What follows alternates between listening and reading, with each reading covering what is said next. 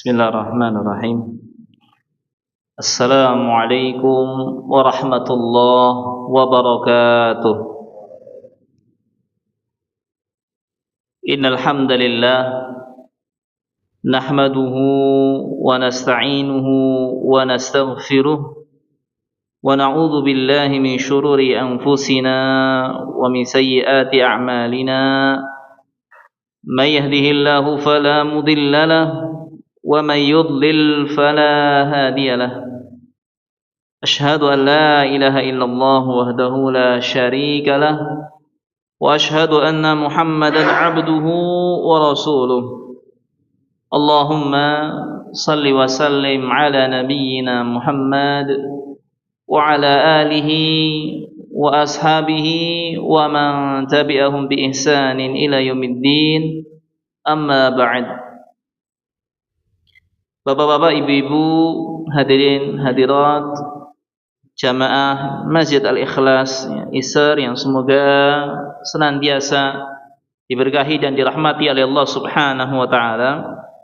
Pertama-tama tak lupa kita untuk senantiasa memanjatkan puji syukur kehadirat Allah Subhanahu wa taala atas segala limpahan karunia dan nikmat.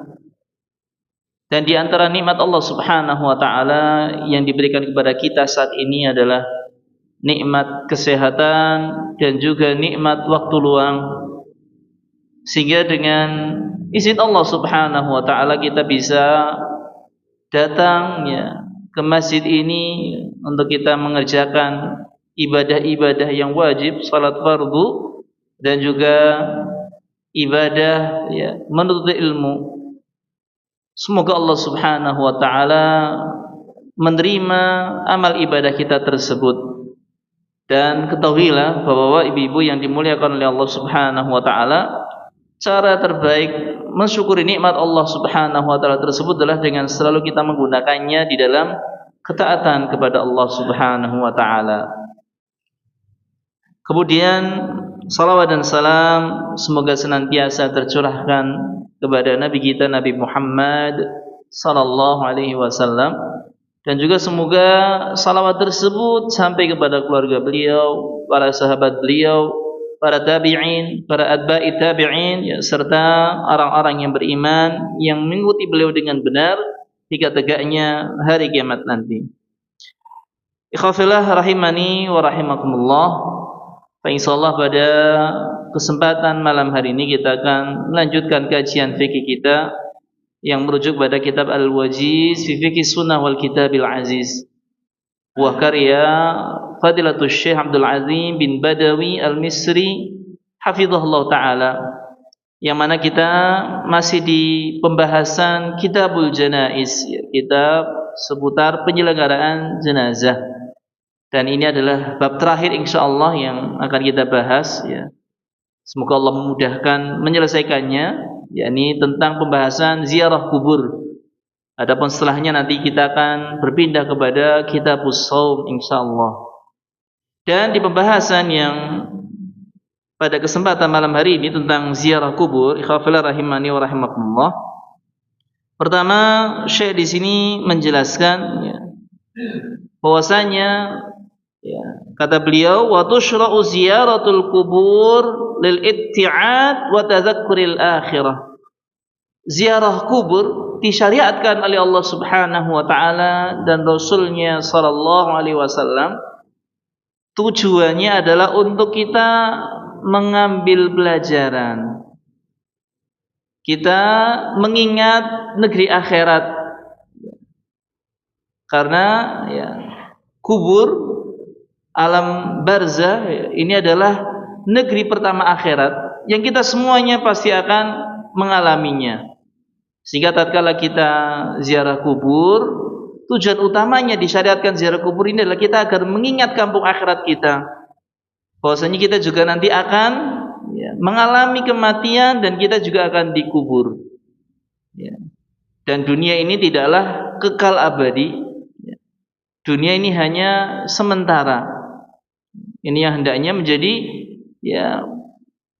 tujuan kita tatkala kita melaksanakan ziarah kubur.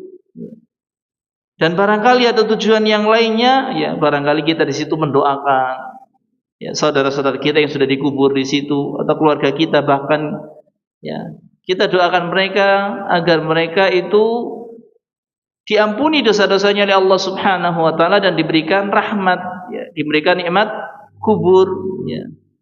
Karena mereka sekali lagi yang namanya sudah masuk ke alam kubur itu sudah tidak bisa beramal, ya. Berbeda kita ketika masih hidup di dunia ini masih bisa untuk beramal dan menabung pahala. Adapun mereka ya sudah tidak bisa beramal, tidak bisa berdoa, ya.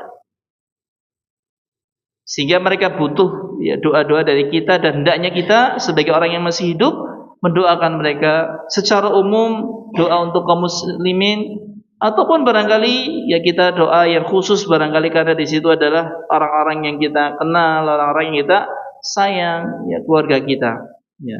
Ini. Jadi untuk mengingat akhirat dan kita barangkali di situ bisa mendoakan. Dan kata beliau, wa syaritata alla yakuna indaha ma yughdibuhu Rabb subhanahu wa ta'ala, dengan syarat juga di sini tidak boleh kita mengucapkan di kuburan tersebut sesuatu yang bisa mendatangkan kemurkaan Allah Subhanahu wa taala. Ya. Ketika kita ziarah kubur, kita mengingat kematian, kita mendoakan jenazah, dan hendaknya kita itu jangan sampai mengeluarkan ucapan-ucapan yang bisa mendatangkan kemurkaan Allah Subhanahu wa taala. Disebutkan di sini ya beberapa contoh ya yang termasuk perbuatan atau ucapan yang bisa mendatangkan murka Allah Subhanahu wa taala. Kata Syekh ya, ka du'ail makbur, doa kepada orang yang dikubur. Kita meminta kepada orang yang sudah dikubur, barangkali karena persangan kita dia adalah orang yang saleh ketika hidupnya, ya apalagi barangkali ini kuburannya Nabi, ya tapi jarang-jarang kuburan Nabi itu diketahui, ya. Kita paling yang jelas-jelas nyata bukti, ya, itu adalah kuburan seorang Nabi, ya kuburan Nabi Muhammad sallallahu alaihi wasallam, ya karena kita umat beliau. Itu pun kita tidak boleh berdoa meminta kepada Nabi, ya. Karena Nabi bukan Tuhan yang disembah, Tuhan yang dipanjatkan doa kepadanya, dan Nabi tidak bisa mengabulkan doa, ya. Nabi tidak bisa mengabulkan doa, sehingga doa ya hanya kita tujukan kepada Allah Subhanahu wa taala. Tidak boleh kita tujukan kepada selain Allah Subhanahu wa taala, apalagi notabene-nya ini makhluk yang sudah meninggal dunia. Tidak boleh kita berdoa kepada selain Allah Subhanahu wa taala. Lebih lanjut lagi kata beliau, ya. Wal istighasati bihi min dunillahi ta'ala, beristighasah kepada orang yang dikubur, ya. Kita beristighasah, meminta tolong dengan sangat, ya. Istighasah ini ya mirip-mirip dengan isti'anah, minta tolong, sama-sama minta tolong. Bedanya kalau isti'anah itu minta tolong dalam keadaan biasa saja, ya. Adapun istighasah ini kita minta tolong dalam keadaan darurat, urgent, ya. Dalam perkara-perkara yang berat di sini.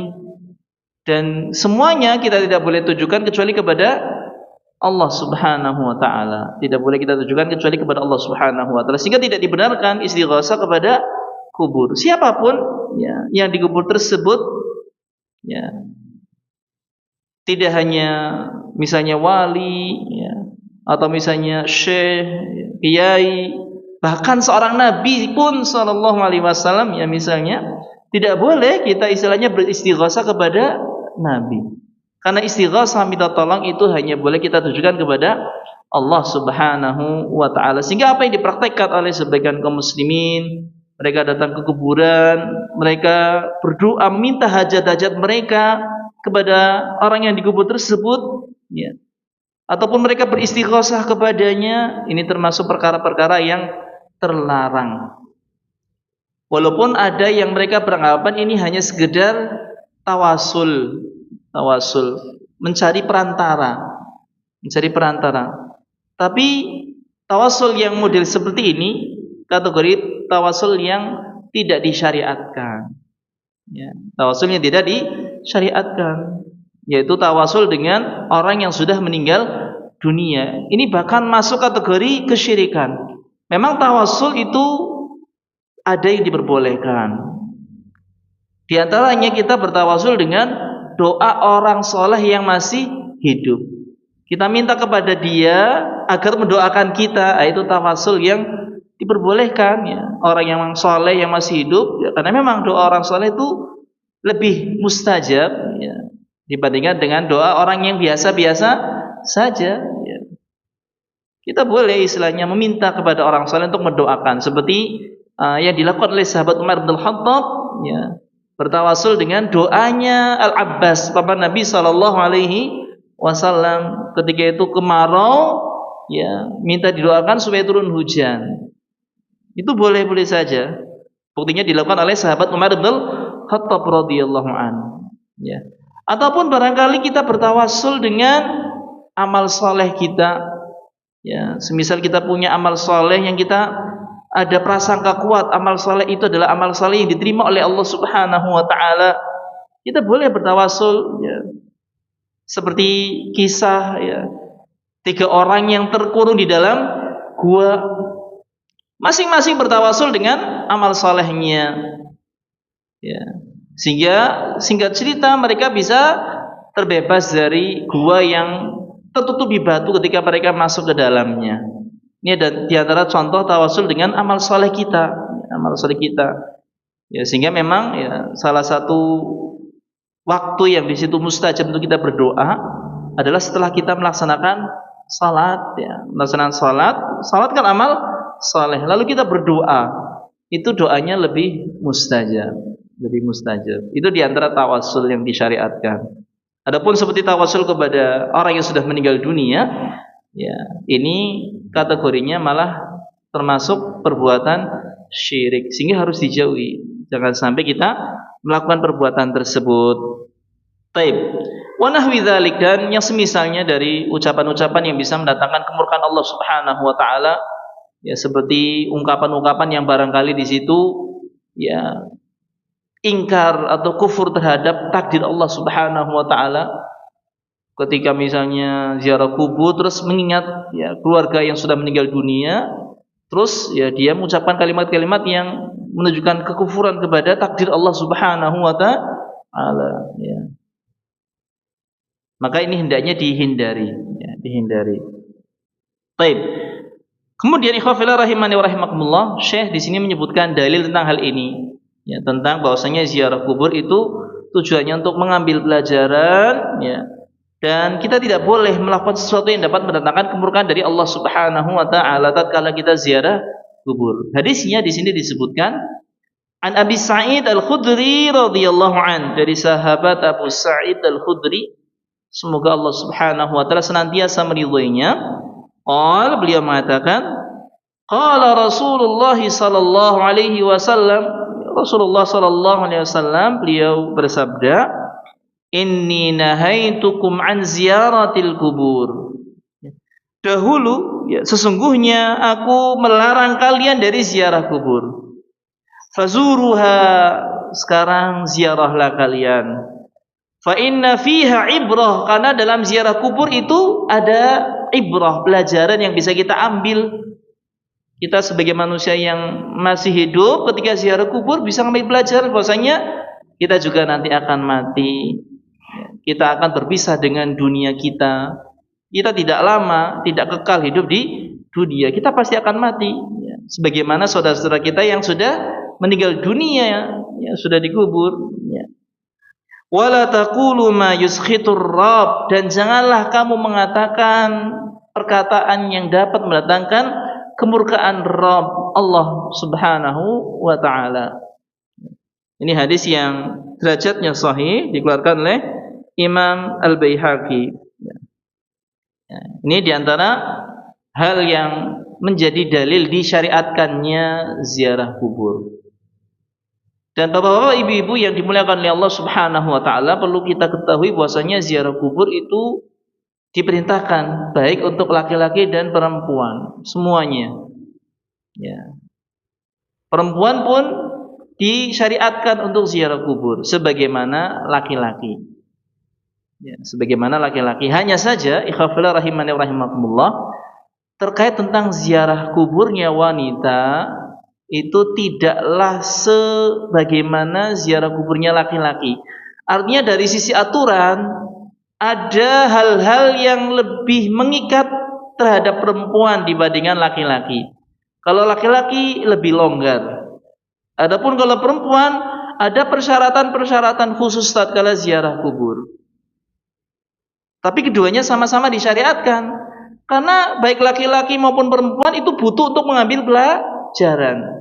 Butuh, ya. Wanita pun butuh diingatkan agar dia itu sadar bahwasanya hidup di dunia itu sementara dan dia pasti akan meninggal dunia.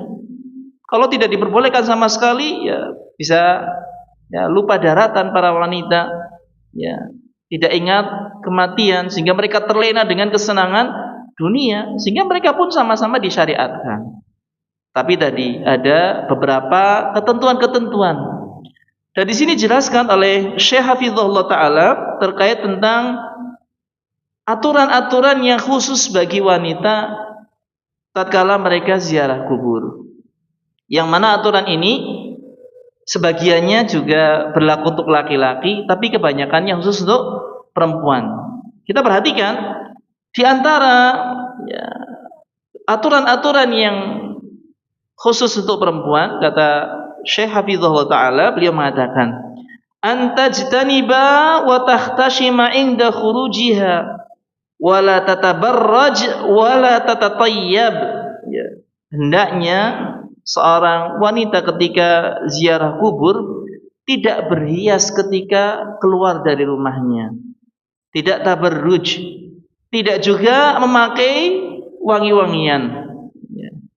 Tidak boleh dia bersolek, berhias, ya, memakai pakaian yang barangkali pakaiannya itu warna-warni seperti kayak mau pergi ke tempat pesta misalnya, tidak boleh. Ya, maka hendaknya malah lebih menggunakan pakaian yang bisa menunjukkan ya ketenangan, ya, dengan tentu warna yang barangkali gelap, tidak masalah di situ. Yang lebih istilahnya kondisi di situ dia ya ingin mencari ketenangan, ya. Bukan yang istilahnya dengan pakaian yang pernak-pernik lengkap dengan perhiasannya misalnya. Tidak boleh, ya, dilarang wanita ketika mau ziarah kubur itu dia berhias, bersolek, bahkan istilahnya memakai perhiasan yang lengkap lalu ziarah kubur di situ, apalagi pakai parfum yang wangi, ya. Tidak boleh, ya.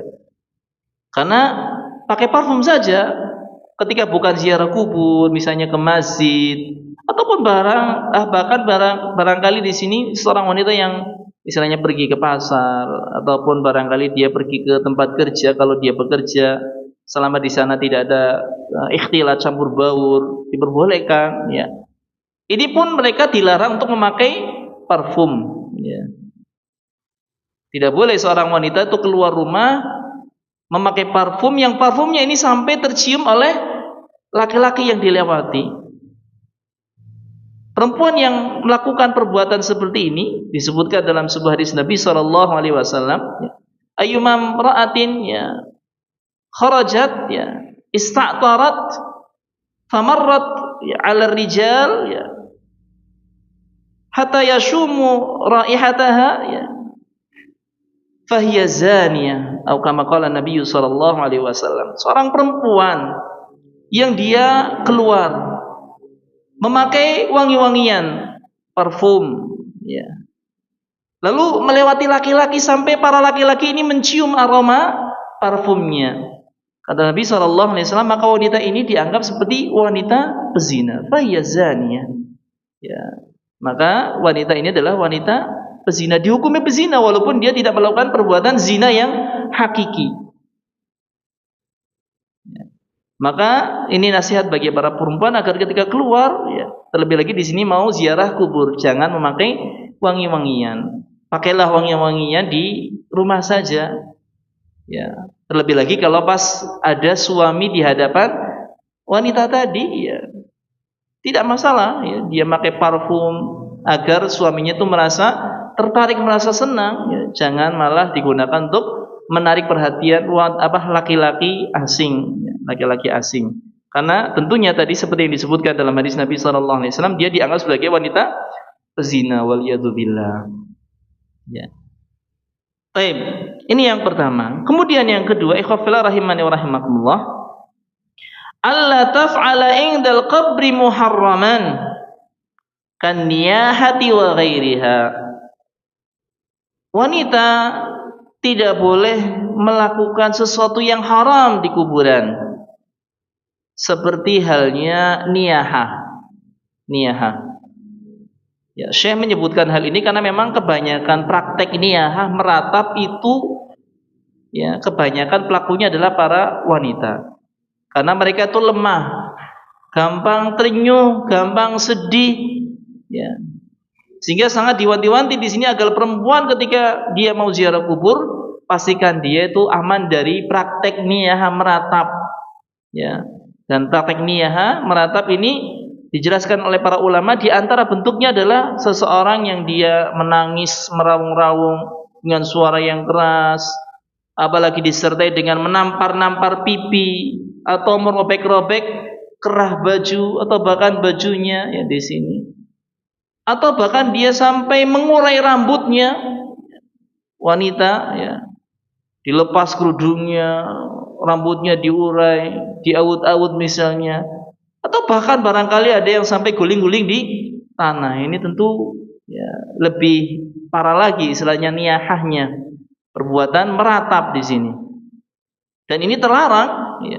Bahkan dalam sebuah hadis Nabi SAW menyebutkan bahwasanya orang yang melakukan tindak niyahah dan dia tidak bertaubat sebelum dia meninggal dunia, maka dia akan dibangkitkan pada hari kiamat dalam keadaan memakai baju dari, ya, aspal dan juga dari penyakit kudis, ya. Di dalam sebuah hadis Nabi SAW menyebutkan an-naihatu idza lam tatub, ya. Seorang wanita, ya, karena memang kebanyakan yang melakukan adalah para wanita. Tapi ini juga berlaku para laki-laki kalau melakukan perbuatan seperti perbuatan wanita niyahah. Walaupun jarang, tapi namanya manusia, ya, ada-ada saja. Karena memang, ya, terkadang ada laki-laki yang hatinya tuh lebih lembut daripada wanita, ya, wanita. Sehingga mungkin barangkali dia, ya, ketika sedih seperti halnya wanita, ya, mungkin kalau kita bilang lebay bisa jadi seperti itu, ya. Tapi ada-ada saja, dan kalau melakukan hal tersebut dan tidak bertaubat, ya, idza lam tatub, kalau dia tidak bertobat, ya, sebelum meninggal dunia, ya, maka dia akan dibangkitkan, tuqamu yaumal qiyamah, dibangkitkan pada hari kiamat, wa alaihi syirbalun min qatiran, ya. Maka dia akan dipakaikan pakaian dari tadi, ya, aspal dan juga penyakit kudis, ya. Baik, ini terkait tentang perbuatan niyahah yang banyak, ya, terjadinya pada wanita. Sehingga di sini wanita hendaknya ketika mau ziarah kubur pastikan dia aman agar tidak terjatuh ke dalam dosa niyahah. Kemudian yang ketiga, ikhwafillah rahimani wa rahimakumullah, alla tuksira minaz ziarah, tidak sering-sering ziarah. Tidak sering-sering ziarah. Berbeda dengan laki-laki, enggak ada batasan. Setiap hari mau ziarah boleh-boleh saja. Karena memang laki-laki itu aman dari tadi tindakan niyahah. Apalagi laki-laki itu butuh untuk, ya, selalu mengambil pelajaran, ya. Bahkan Nabi kita Nabi Muhammad SAW pernah diceritakan, ya, setiap malam, ya, yang waktu itu tuh gilirannya Aisyah radhiyallahu anha, pas malam tidur di tempatnya Aisyah, malam-malam bangun keluar rumah. Sampai-sampai Aisyah radhiyallahu anha itu cemburu, curiga, khawatir Nabi itu datang ke tempat istrinya yang lain, padahal itu gilirannya jadwal di rumah Aisyah. Sampai-sampai, ya, Aisyah ini mengikuti, membuntuti Nabi SAW. Ternyata Nabi SAW keluar malam-malam itu datangnya ke kuburan Baqi ketika itu yang berada di pinggiran kota Madinah. Ya, kalau sekarang bukan di pinggiran lagi, ya, di tengah kota, ya, karena bahkan berada di persis, ya, pagernya Masjid Nabawi. Ya, jadi kalau Masjid Nabawi sekarang itu ibaratnya kota Madinah zaman dahulu. Wilayahnya seluas itu. Ya. Tapi sekarang kota Madinah tentu lebih luas lagi. Ya. Nah, itu Nabi SAW malam-malam keluar. Ya. Kalau kita di Indonesia kayaknya jam segitu keluar nggak ada yang berani ya.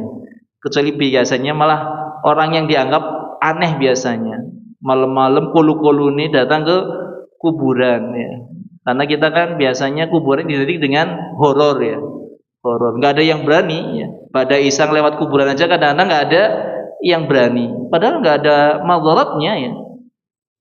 Nggak ada madaratnya. Kuburan kan benda mati biasa aja. Ya kalau jin di rumah saja ada. Bahkan di masjid saja ada jin ya. Ada jin. Kuburan juga ada jin. Paling banyak jin itu di daerah pegunungan yang jauh dari perkampungan, yang di sana tidak terdengar azan. Itu paling banyak jin di sana. Ya, apalagi di tengah lautan. Itu istananya jin di sana. Baik. Ya. Jadi di sini ya, perempuan itu dilarang sering-sering ziarah kubur. Berbeda dengan laki-laki, setiap hari ziarah kubur itu tidak masalah, boleh-boleh saja. Baik. Bahkan ya, wanita yang sering-sering ziarah kubur itu dilaknat. Disebutkan di dalam sebuah hadis, ya, khafala rahiman rahimakumullah, di sini diriwayatkan oleh sahabat Abu Hurairah radhiyallahu anhu. Anna Rasulullah sallallahu alaihi wasallam la'ana zuwaratil kubur. Bahwasanya Rasulullah sallallahu alaihi wasallam melaknat para wanita yang sering ziarah kubur. Di sini disebutkannya zuwarat. Dan kalau dari sisi bahasa ini adalah isim yang menunjukkan adalah akan siyahul mubalaghah. Sering, banyak. Sering-sering ziarah kubur itu dilaknat oleh Rasulullah sallallahu alaihi wasallam. Ya karena Nabi sallallahu alaihi wasallam tahu tabiatnya wanita yang gampang melakukan perbuatan niyaha. Sehingga Nabi ya saddud dzari'ah, menutup pintu keburukan agar jangan sampai para wanita ini terjatuh ke dalam dosa niyahah yang khawatirnya kalau tidak bertobat dia akan dibangkitkan oleh Allah Subhanahu wa taala pada hari kiamat dalam keadaan memakai baju yang terbuat dari aspal dan juga dari penyakit kudis ya. Sirbal min qatiran ya wa jarab ya istilahnya. Taib ya, ini dilaknat. Ini hadis yang derajatnya hasan dikeluarkan oleh Imam At-Tirmidzi serta Al-Imam Ibnu Majah. Kemudian yang berikutnya, ikhwafillah rahimani wa rahimakumullah, dan ini juga istilahnya bisa berlaku untuk laki-laki. Bisa berlaku untuk laki-laki. Syekh mengatakan yang keempat di sini, alla tuhaddida liziarah ayyaman bi'ainiha. Tidak mengkhususkan hari-hari tertentu untuk ziarah. Tidak boleh mengkhususkan hari-hari tertentu untuk ziarah, karena ziarah itu boleh kapan saja. Tapi yang penting tadi kalau wanita jangan sering-sering, jangan sering-sering. Kata Syekh di sini beliau menjelaskan kal khamisil awwal wassani, seperti hari Kamis pertama dan kedua. Wallahu ta'ala alam, mungkin maksudnya di sini adalah dari kematian ya, misalnya ada orang yang meninggal dunia hari Kamis pertama, hari Kamis kedua ya, dari kematian seseorang di situ. Wal arba'in, kemudian hari ke-40 ya, dari kematian seseorang barangkali di situ ya. Wa yaumil jumu'ati wal 'idain wa nahwiha, demikian pula mengkhususkan hari Jumat. Apalagi kalau negara kita, masyarakat kita itu Jumat Kliwon, nggak boleh pengkhususan seperti itu. Tidak boleh dikhususkan kapanpun kita mau ziarah kubur. Ya, wa nahwiha wal idain, dan dua hari raya. Ya. Yang banyak umumnya di masyarakat kita ya hari raya Idul Fitri. Kalau Idul Adha jarang yang pakai ziarah, tapi yang sering dipakai ziarah itu kalau pas Idul Fitri di situ, mengkhususkan di situ. Itu hendaknya tidak dilakukan. Tapi bagaimana kalau misalnya ada orang yang alasannya saya ziarah kubur di waktu-waktu tersebut, ya terutama ini kalau pas misalnya Jumat Kliwon sama pas hari raya, saya sebenarnya nggak mengkhususkan. Cuman saya milih hari itu karena pas hari itu kuburan tuh rame. Jadi kayak ngerasa ya aman aja. Kalau pas bukan di hari Jumat Kliwon ataupun misalnya pas bukan mau hari raya, kuburan kan sepi. Kalau sendirian di situ kok kayaknya gimana gitu ya. Bagaimana kalau alasan seperti ini? Alasan seperti ini ya, tentu tidaklah dibenarkan. Yang harus dilakukan oleh orang tersebut, dia memperkuat keimanan kepada Allah Subhanahu wa taala. Yakinlah bahwasanya manfaat atau madarat itu hanya di tangan Allah Subhanahu wa taala. Waktu sepi barangkali dia khawatir ya di situ, barangkali ketemu jin, setan ya, atau barangkali bertemu penjahat misalnya ya, kalau yang sifatnya zahir di sini ya. Maka ya, yakinlah bahwasanya mereka semua tidak bisa mendatangkan madarat kecuali dengan izin Allah Subhanahu wa taala. Tinggal kita berusaha dengan baik lalu meminta perlindungan kepada Allah Subhanahu wa taala. Kita membaca doa-doa perlindungan. Yakinlah bahwasanya segala sesuatu yang terjadi itu sudah di bawah kuasa Allah, takdir dari Allah Subhanahu wa taala. Kalaupun kita ditakdirkan mendapat musibah ketika itu, yaitu sudah takdir dari Allah Subhanahu wa taala. Jangankan sepi sendirian, kadang-kadang rame yang namanya musibah ya tetap kena. Sehingga kekhawatiran, takut kalau misalnya misalnya bukan hari-hari khusus tersebut, itu tadi ada rasa tidak aman. Ini hendaknya ditepis, dihilangkan. Ya. Hendaknya jangan mengkhususkan hari-hari tersebut.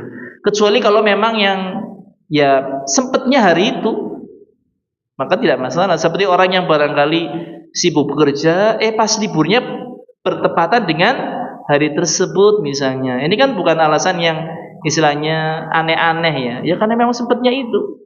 Ya, maka tidak masalah kalau bukan istilahnya di situ ya mengkhususkan hari tersebut, maka tidak apa-apa. Tapi kalau sekali lagi mengkhususkan, ini kategori sesuatu yang tidak sesuai syariat. Wallahu taala alam bishawab.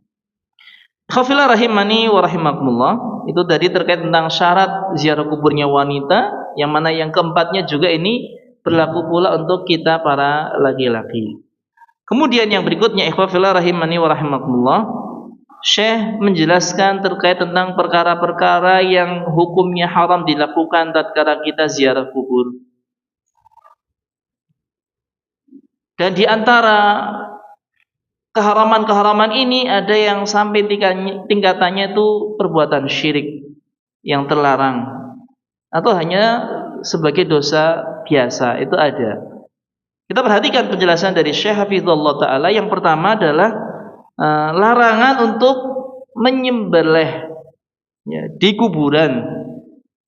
Menyembelih di kuburan, walaupun tujuannya lillahi ta'ala, baca bismillah,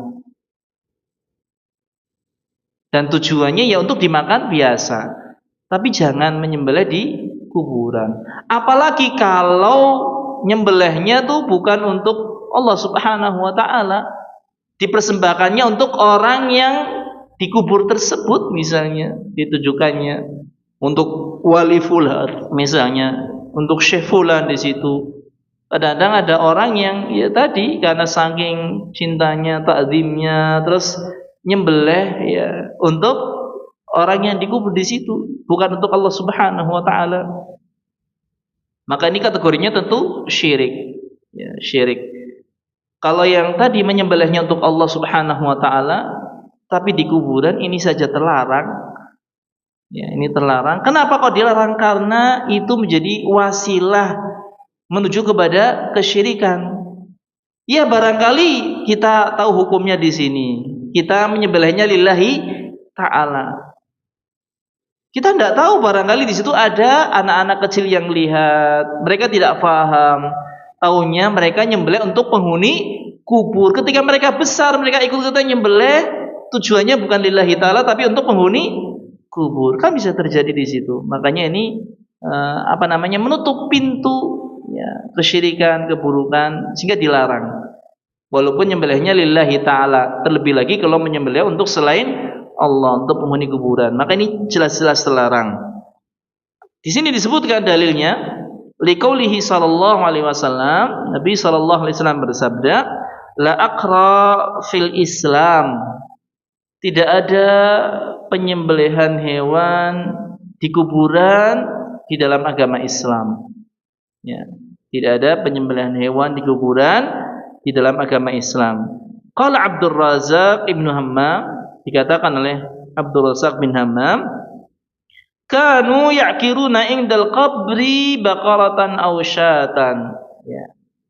Dahulu orang-orang kafir jahiliyah itu biasa menyembelih hewan ya, berupa sapi ataupun kambing di kuburan. Ya. Dan ini di dalam Islam itu terlarang. La aqra fil Islam, tidak boleh menyembelih hewan berupa kambing ataupun sapi di kuburan di dalam agama Islam. Tidak boleh. Tidak boleh. Ini yang pertama, menyembelih. Ya. Ya, walaupun barangkali kalau kita bukan kambing, bukan sapi, ayam. Ya. Makanya kadang-kadang orang yang lakuin ritual-ritual nyembelihnya ya carinya tempat-tempat yang seperti ini biasanya, kuburan. Ya, karena di situ kadang-kadang ya lebih ya menguatkan ya apa yang menjadi ritual mereka ya untuk dipersembahkan kepada syaitan-syaitan, jin-jin ya. Mereka melakukan kesyirikan di situ. Adapun kita seorang muslim dilarang untuk menyembelih di kuburan ya. Kalau kita yang niatnya untuk sedekah, sembelih ya di rumah saja atau di tempat manapun ya, kemudian kita sedekahkan ya, sehingga seandainya ada orang yang nazar pun, misalnya nazar untuk menyembelih di kuburan, ini termasuk nazar yang tidak wajib dipenuhi, tapi dia nanti membayar kafarat nazar, karena dia sudah menazar, tapi nazarnya sesuatu yang terlarang. Kalau sesuatu terlarang, nazarnya tidak wajib dipenuhi, hanya saja dia nanti membayar kafarat nazar. Wallahu ta'ala alam bishawab. Kemudian yang berikutnya, ikhwafillah rahimani wa rahimakumullah, dilarang untuk menyemen kuburan. Dilarang untuk menyemen kuburan. Kemudian dilarang pula duduk-duduk di atas kuburan. Duduk-duduk di atas kuburan. Wa ayyubna alaih, demikian pula dilarang untuk membangun kuburan, dibikin kayak rumah atau bahkan dibikin seperti kubah ya, kayak masjid di sini. Ini dilarang ya, dilarang. Au yuzada alaih, kuburannya ditinggikan dari kadar yang umum yang biasa. Ini pun dilarang ya. Au yuktaba alaih, demikian pula dilarang untuk menulisi kuburan. Menulisi kuburan. Ya. Jadi ada yang kedua tadi disebutkan menyemen kuburan, ini dilarang. Kemudian duduk-duduk di atas kuburan juga dilarang. Membangun kuburan ya, apalagi sampai membuatnya seperti masjid berkubah, ini dilarang. Kemudian dilarang pula untuk meninggikan kuburan dan juga meninggikan kuburan dari batas ya, yang wajar ya, yang wajar. Ini dilarang. Demikian pula tidak boleh menulisi kuburan. Ya, apalagi ditulisi dengan nama, tanggal lahir, tempat lahir, kemudian tanggal wafatnya. Ya, ini tidak diperbolehkan menulisi kuburan. Dalilnya ikhwafillah rahimana rahimakumullah disebutkan dalam sebuah hadis 4 hal ini. Dalam hadis yang diriwayatkan oleh sahabat Jabir bin Abdullah radhiyallahu an. 5 hal ya. 5 hal. Sahabat Jabir bin Abdullah radhiyallahu an, beliau mengatakan, naha Rasulullah sallallahu alaihi wasallam an yujassasal qabru. Nabi Rasulullah sallallahu alaihi wasallam melarang menyemen kuburan. Wa ayyuk ada alaih, duduk-duduk di atasnya. Wa ayyubna alaih, membangunnya. Au yuzada alaih, ditinggikan dari batas wajarnya. Kemudian au yuktaba alaih, ditulisi kuburannya. Ini dilarang. 5 perkara, ya, 5 perkara. Jadi sudah ada 6 hal yang tidak boleh kita lakukan tatkala kita ziarah kubur, ya, ziarah kubur. Ya. Adapun yang ketujuh, ikhwafillah rahimani wa rahimakumullah, disebutkan hal lain yang dilarang kita lakukan di kuburan. Kata penulis hafizahullah taala, dia mengatakan as-salatu ilaiha, salat menghadap ke kuburan. Salat menghadap ke kuburan artinya kita menjadikan kuburan kita sebagai kiblat. Ya, maka tidak boleh.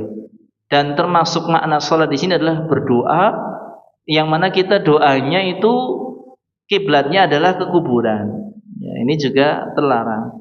Karena kalau kiblatnya doa, ya kita kepada Allah Subhanahu wa taala, atau dengan kita menghadapkan ke arah kiblat, ini termasuk arah kiblatnya doa. Ya, sebagaimana salat kita menghadapnya juga ke kiblat, ke Ka'bah.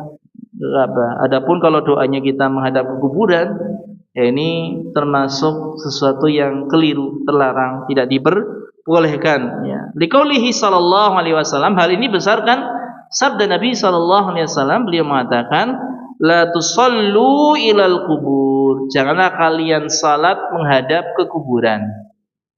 Jangan kalian salat menghadap ke kuburan. Dan ini juga ya, barangkali masyarakat yang kuburannya dengan perkampungan itu dekat, pengen bangun masjid, jangan bangun masjid yang arah kiblatnya itu di situ ada kuburan. Kecuali kalau ada pemisah antara tanah kuburan dengan tanah masjid, itu tidak apa-apa, tidak apa-apa. Ya, ini boleh. Tapi kalau nggak ada pemisah sama sekali, ya akhirnya ketika kita sholat, sholatnya menghadap ke kuburan, di situ langsung tidak ada perantara. Ini kategori yang terlarang. Sebagaimana disebutkan dalam hadis Nabi SAW tadi, la tusallu ilal kubur. Ya, tidak diperbolehkan. Masuk waktu aja? Sudah?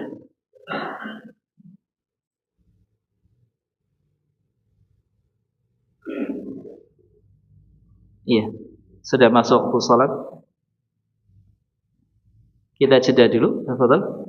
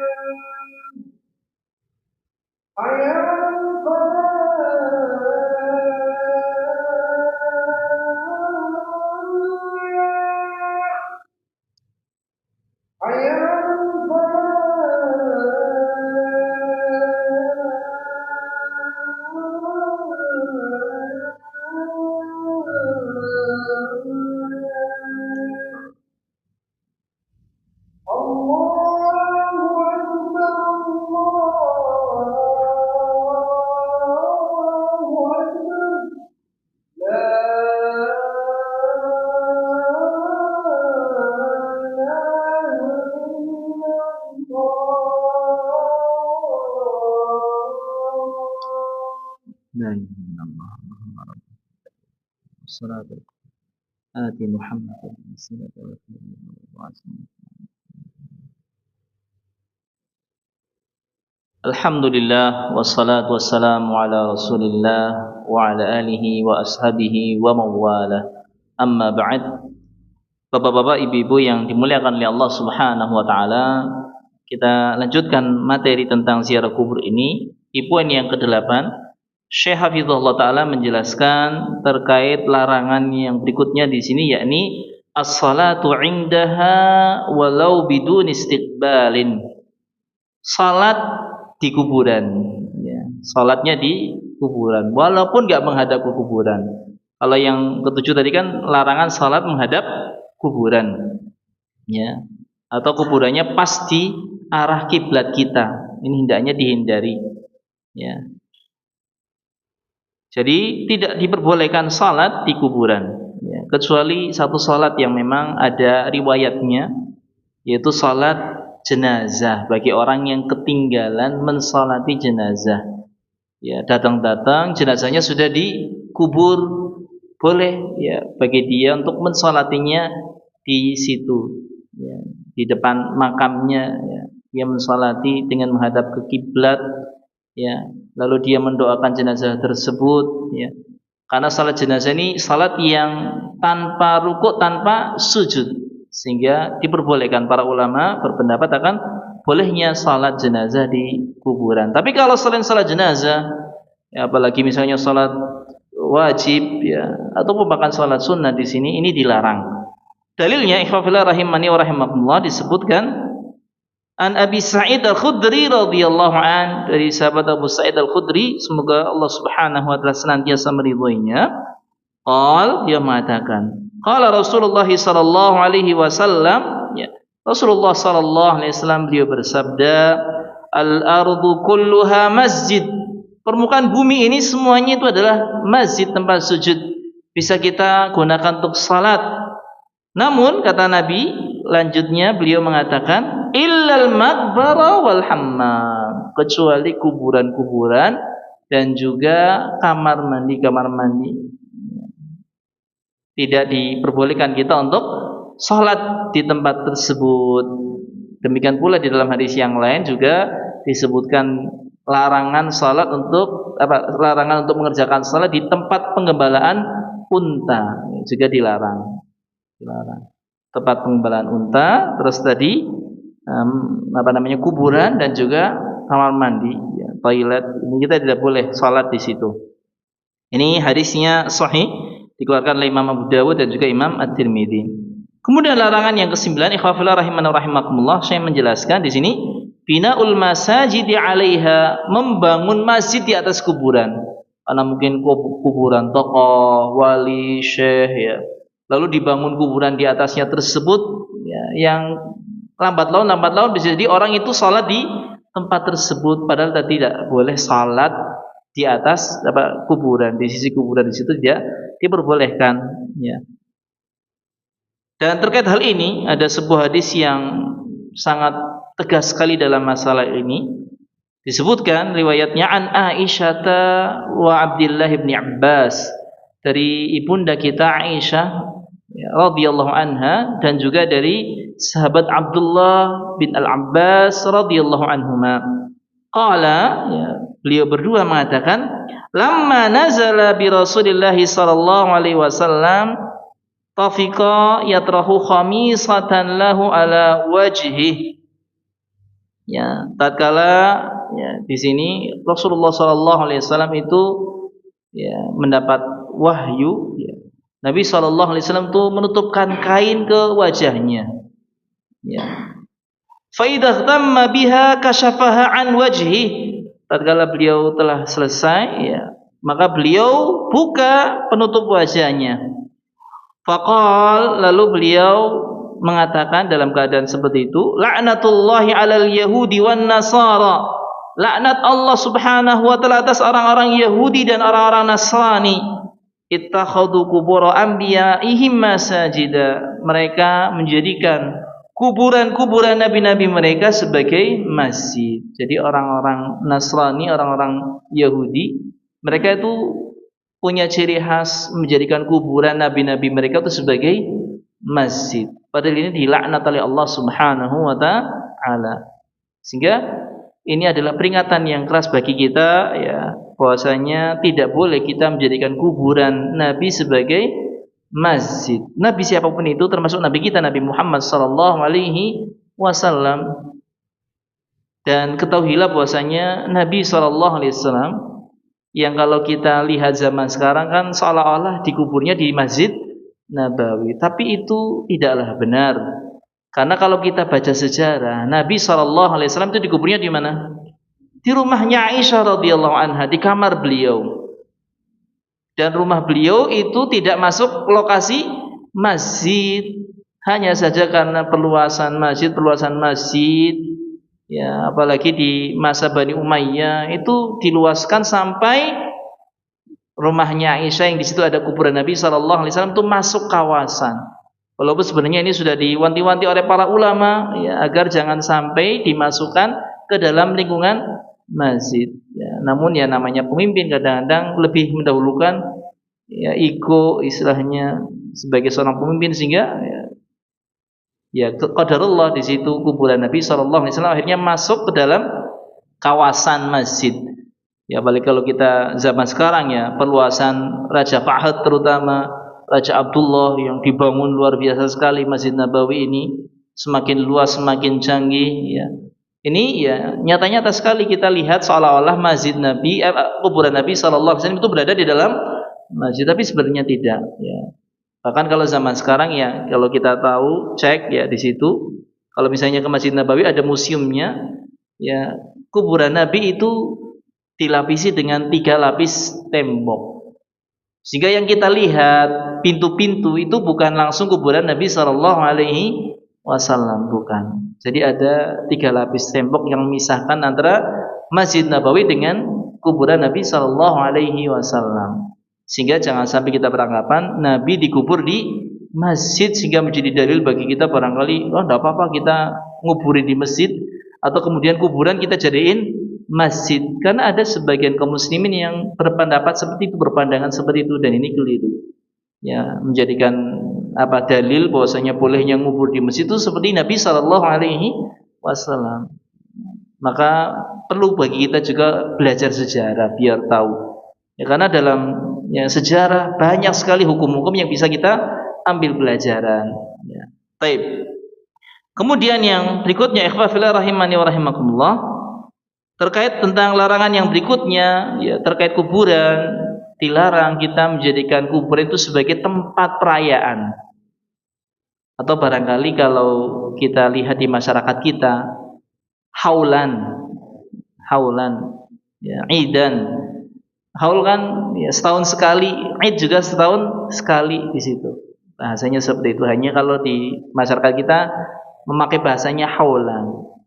Kuburan ya dibikin ada panggungnya, ya walaupun diisi dengan pengajian misalnya di situ ceramah, ya ini tidak sesuai, tidak tepat, ya. Karena ada larangan, kita tidak boleh menjadikan kuburan itu sebagai tempat perayaan, sebagai tempat ya kita istilahnya di situ bersenang-senang, ya. Ya kan orang kalau haul kan senang ya istilahnya, bahkan dengerin ceramah duduknya di atas kuburan, padahal ada larangan duduk di atas kuburan, ya. Ini hendaknya dijauhi oleh kita. Karena di dalam sebuah hadis Nabi Sallallahu Alaihi Wasallam, beliau menyebutkan di sini, diriwayatkan ya, oleh sahabat Abu Hurairah radhiyallahu an, beliau mengatakan, qala Rasulullah Sallallahu Alaihi Wasallam, ya, Rasulullah Sallallahu Alaihi Wasallam bersabda, la tattakhidu qabri idan. Nabi menegaskan, jangan jadikan kuburanku sebagai tempat perayaan. Ya, tempat perayaan. Wala taj'alu buyutakum kubura, dan jangan jadikan rumah-rumah kalian seperti kuburan. Jangan jadikan rumah-rumah kalian seperti kuburan. Wahai summa kuntum fasallu alayya fa inna salatakum tablughuni. Dimanapun kalian berada, bersalawatlah untukku, dan salawat kalian itu akan sampai kepadaku. Ya, jadi tidak perlu kita kuburan Nabi SAW untuk merayakan misalnya. Cukup kita di sini salawat pun sampai salawatnya kepada Nabi Shallallahu Alaihi Wasallam. Tidak boleh kita menjadikan kuburan itu sebagai tempat Id. Kuburan siapapun itu, ya. Karena ada larangannya. La tattahidu qabri idan. Ya, jangan jadikan kuburan itu sebagai tempat perayaan. Ini juga berlaku untuk kuburan-kuburan yang lainnya selain dari Nabi Sallallahu Alaihi Wasallam. Kuburan Nabi saja nggak boleh, apalagi kuburan orang yang selainnya. Taib. Kemudian yang ini hadis yang sahih, khafila rahimani wa rahimakumullah, dikeluarkan ya oleh Imam Abu Dawud. Dan yang berikutnya di sini terkait tentang larangan tatkala kita ziarah kubur, yakni kita tatkala ziarah kubur jangan sampai melakukan perjalanan yang jauh untuk tujuan ziarah kubur, ya. Ziarah kubur.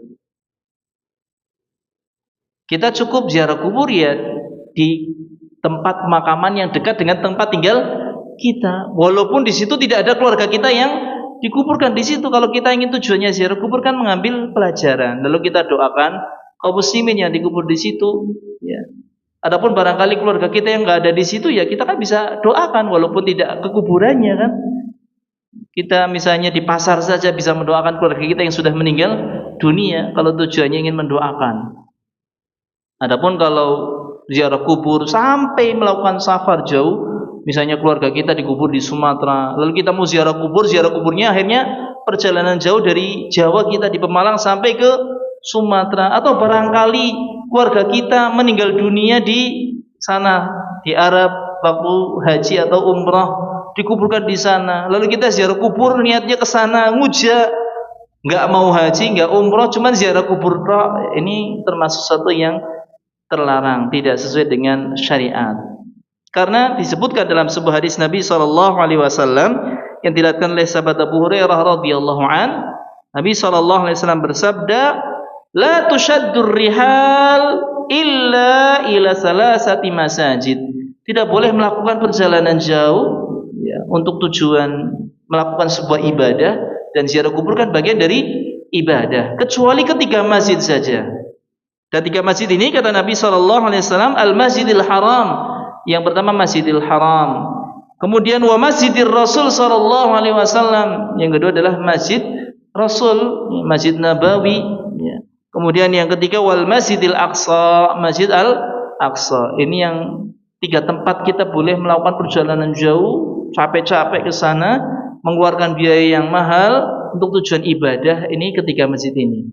Adapun kalau selain tiga masjid ini, maka tidak ada syariatnya untuk kita nguja-nguja datang ke tempat tersebut, misalnya nguja-nguja sholat di Masjid Istiqlal misalnya, ini nggak boleh. Kecuali memang ada keperluan, kemudian mampir Masjid Istiqlal misalnya. Tapi kalau nguja-nguja cuma sholat misalnya di Masjid Istiqlal, ya ini sesuatu yang tidak diperbolehkan. Kita termasuk melakukan perbuatan yang membebani diri.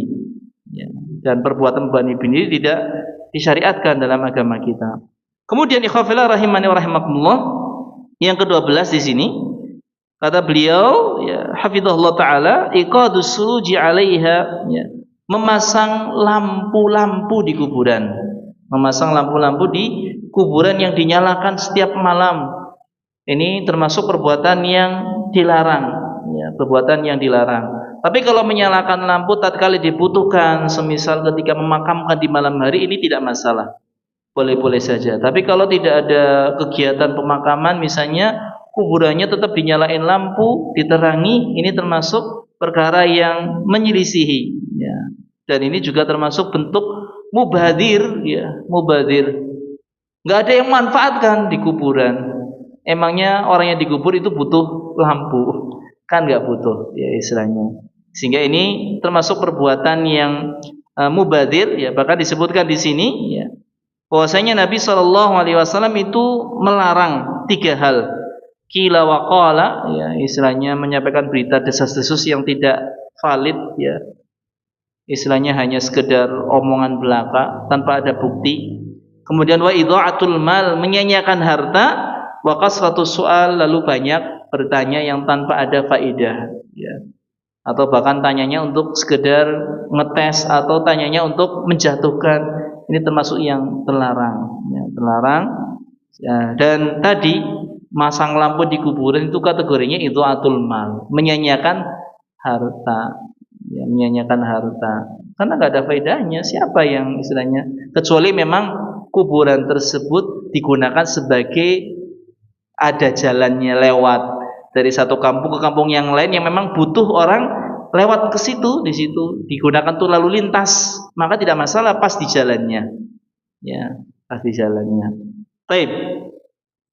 Kemudian yang terakhir di sini yang ke-13 yang disampaikan oleh Fadilatul Syekh Hafizullah taala, beliau mengatakan kasru idhamiha, ya, mematahkan tulang dari si mayit misalnya. Tatkala kita ziarah kubur, lalu kita menggali terus mematahkan tulang si mayit, ya.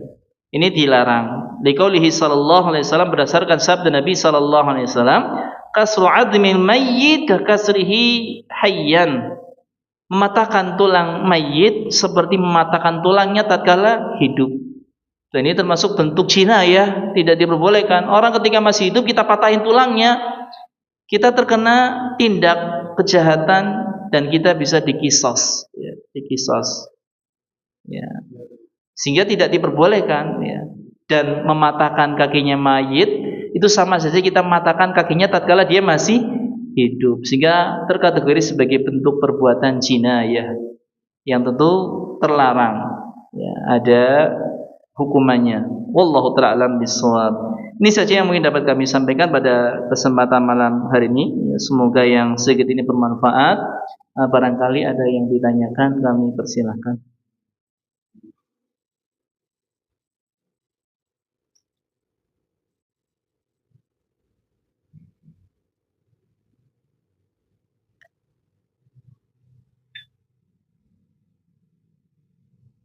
Tidak ada? Kalau tidak ada satu hal yang kami mungkin ingin tekankan juga di sini terkait tentang adab yang belum disebutkan oleh Syekh Hafizullah taala. Bahwasanya tatkala kita ziarah kubur itu ada sunnah untuk kita melepas alas kaki. Ya. Ini yang tidak disebutkan oleh Syekh, ya. Tapi disebutkan bahwasanya ada sebuah hadis, ya, yang diriwayatkan dari sahabat Bashir bin Khashashiyah radhiyallahu an, di mana beliau mengatakan, ya, ketika Rasulullah sallallahu alaihi wasallam sedang berjalan, tiba-tiba beliau melihat seorang sedang berjalan di antara kuburan dengan memakai sandal. Ya, lalu beliau sallallahu alaihi wasallam pun menegur, ya, dengan bersabda, "Ya sahibas sibtiyatain, waihak alki sibtiyataik." Ya. Wahai orang yang memakai dua sandal, celaka kamu, lepaskanlah sandalmu. Ya. Fanadhara ar-rajul falamma 'arafa Rasulullah sallallahu alaihi wasallam khala'ahuma farama bihima. Tatkala mendengarkan ucapan tersebut, laki-laki tersebut melihat ternyata yang ngomong Rasulullah sallallahu alaihi wasallam. Ketika tahu, maka laki-laki itu pun langsung membuang sandalnya, melepas, ya, kedua sandalnya, tidak memakainya. Ini hadis yang, ya, derajatnya sahih, ya. Sehingga ketika kita ziarah kubur, usahakan jangan memakai alas kaki dilepas, kecuali memang ada kebutuhan, seperti barangkali kakinya kita sedang terluka. Kalau kita lepas, khawatir nanti menyebabkan lukanya, ya, tambah parah atau terinfeksi ketika terkena tanah misalnya. Atau barangkali kita tahu di situ tanahnya itu banyak duri, tanaman-tanaman yang berduri di situ, sehingga kalau kita lepas kita akan terkena duri-duri tersebut. Ya, maka kalau ada hajat di sini, kita menghindari madarat, itu diperbolehkan di situ, tidak masalah. Ya, karena memang larangannya tidaklah sampai derajat yang wajib, hanya sekedar sunnah saja. Wallahu ta'ala alam bishawab. Baik. Mungkin ini saja yang dapat kami sampaikan. Tidak ada pertanyaan, ya? Kalau tidak ada, kita cukupkan dan kita akhiri majelis kita pada kesempatan malam hari ini dengan baca doa kafaratul majlis. Subhanakallahumma wa bihamdika asyhadu an la ilaha illa anta astaghfiruka wa atubu ilaik. Jazakumullahu khairan wa akhiru da'wana alhamdulillahi rabbil alamin. Wassalamu alaikum warahmatullahi wabarakatuh.